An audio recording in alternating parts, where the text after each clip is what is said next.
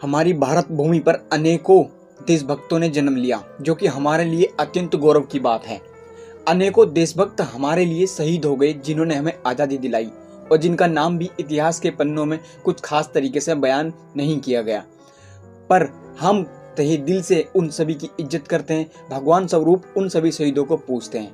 आज हम बात करने वाले हैं 23 वर्ष के एक नौजवान भगत सिंह जी की। भगत सिंह जी को आज सभी भली भांति जानते हैं। भगत सिंह आज़ादी के मतवाले और मुस्कुराते हुए मातृभूमि पर खुद को न्यौछावर करने वाले भगत सिंह जी की जयंती आज पूरा देश गर्व से मना रहा है।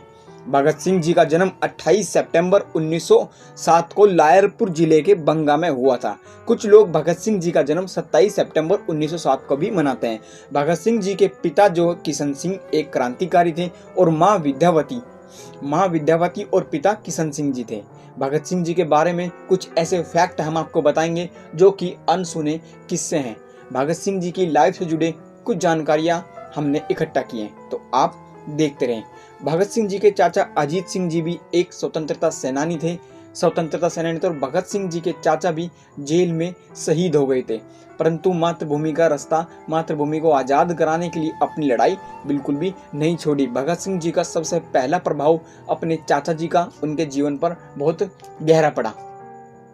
भगत सिंह जी की पढ़ाई लाहौर के डीएवी हाई स्कूल में हुई और भगत सिंह जी जब 12 वर्ष के थे तब 13 अप्रैल 1919 को बैसाखी वाले दिन रोलेट एक्ट के विरोध में, आप सभी जानते हैं, जनरल डायर ने गोली चलवा दी थी और जलियांवाला बाग में निहत्थे हजारों की संख्या में निहत्थे लोग मारे गए। इस हत्याकांड का 12 वर्ष के भगत सिंह पर गहरा असर हुआ और जलियांवाला बाग में जाकर उस खून से लथपथ उस मिट्टी की कसम खाई कि वे भारत माता को आज़ाद कराने के लिए पूरी कोशिश करेंगे, चाहे उसके लिए जान ही क्यों ना देनी पड़े।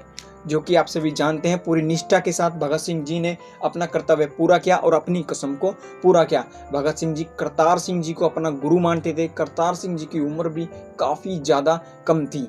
करतार सिंह जी को गुरु मानने वाले, उनका फोटो अपने साथ रखने वाले भगत सिंह जी ने सबसे पहला जो क्रांति के लिए अपना कदम रखा था, तो भगत सिंह जी ने राजगुरु के साथ मिलकर जलियांवाला बाग हत्याकांड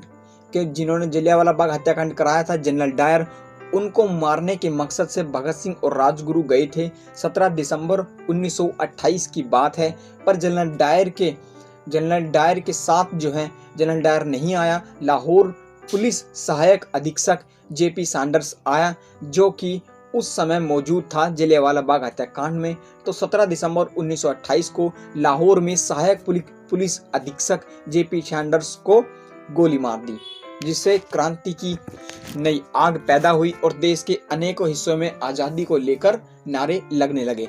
इनकलाब जिंदाबाद का नारा लगाते हुए बटुकेश्वर दत्त और भगत सिंह जी ने अंग्रेजी सरकार को जगाने के लिए 8 अप्रैल 1929 को अंग्रेजी सरकार को जगाने के लिए बम फेंका। लिहाजा ये बम किसी को नुकसान करने के मकसद से नहीं फेंका गया था और इससे कोई नुकसान भी नहीं हुआ, पर अंग्रेजी सरकार ने गलत इल्जाम लगाकर भगत सिंह जी को गिरफ्तार कर लिया गया।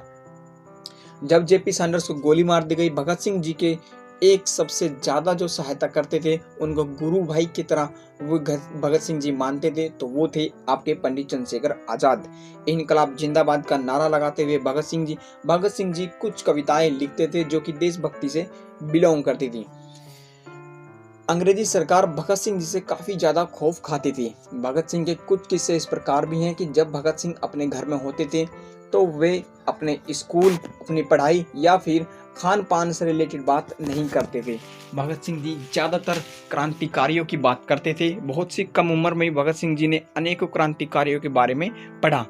भगत सिंह जी पूरे दिन अपनी माता से, अपनी भाभी, अपनी चाची से ज़्यादातर बात करते थे, तो क्रांतिकारियों के बारे में बात करते थे। जैसा कि अभी हमने भाभी का जिक्र किया, तो दुर्गा भाभी भगत सिंह जी के जीवन में एक अहम और एक सबसे ज़्यादा जो महत्वपूर्ण किरदार वो रखती हैं। दुर्गा भाभी का नाम भी इतिहास के पन्नों में कम ही लिया गया। जब भगत सिंह जी को गिरफ्तार करने के लिए चारों ओर पुलिस लगी हुई थी, तो भगत सिंह जी को जब आप देखते हैं कि आपको मूंछ और कैप में आप देखते हैं, तो वो वहाँ से निकालने के लिए दुर्गा भाभी ने साथ दिया। दुर्गा भाभी भी एक बहुत बड़ी क्रांतिकारी थी जिन्होंने देश की स्वतंत्रता में एक अहम योगदान दिया। भगत सिंह जी हमेशा क्रांति की बात करते थे, अपने स्कूल में, चाहे घर में, चाहे अपने गांव में। वो अपनी उम्र के बच्चों के साथ खेलते हुए भी वे उनके साथ योजना ही बनाते थे, सोचते रहते थे किस प्रकार से अंग्रेजी सरकार को ख़त्म किया जाए।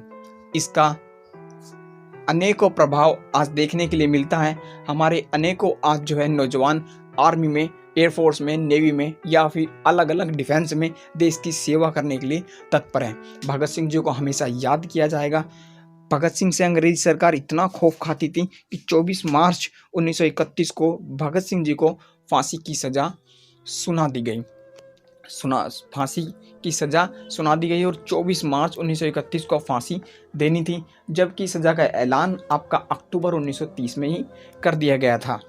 जब फांसी की सज़ा भगत सिंह जी ने सुनी तो वह काफ़ी ज़्यादा मुस्कुराए और अंग्रेजी सरकार को डरते हुए 23 मार्च 1931 को लगभग 11 घंटे पहले ही फांसी देने का निर्णय किया अंग्रेजी सरकार ने जिस वक्त भगत सिंह जी को 11 घंटे पूर्व फांसी देने का निर्णय किया, भगत सिंह जी उस वक्त भी बेखौफ लेनिन की कहानी पढ़ रहे थे। भगत सिंह जी ने वापस उनसे यह प्रश्न नहीं किया कि फांसी तो कल होनी थी, आप 11 घंटे पहले फांसी क्यों दे रहे हो। भगत सिंह जी ने जवाब दिया कि लेनिन की कहानी पढ़ रहा हूँ साहब, थोड़ी सी कहानी रह गई है, पूरी कर लेने दो, चलते हैं फिर। मुस्कुराकर जो जेलर था उसकी आंखें भी नम हो गई और 11 घंटे पूर्व 23 मार्च 1931 को 7:30 बजे भगत सिंह जी हमारे देश के लिए शहीद हो गए। और भी अनेकों किस्से और कहानियाँ हमारे शहीद भगत सिंह जी के नाम हैं जो कि मैं आपको बताता रहूँगा। तो आपको भगत सिंह जी की जानकारी कैसी लगी आप कमेंट में जय हिंद जरूर लिखिएगा। जय हिंद, वंदे मातरम, भाई भगत सिंह जी की जय।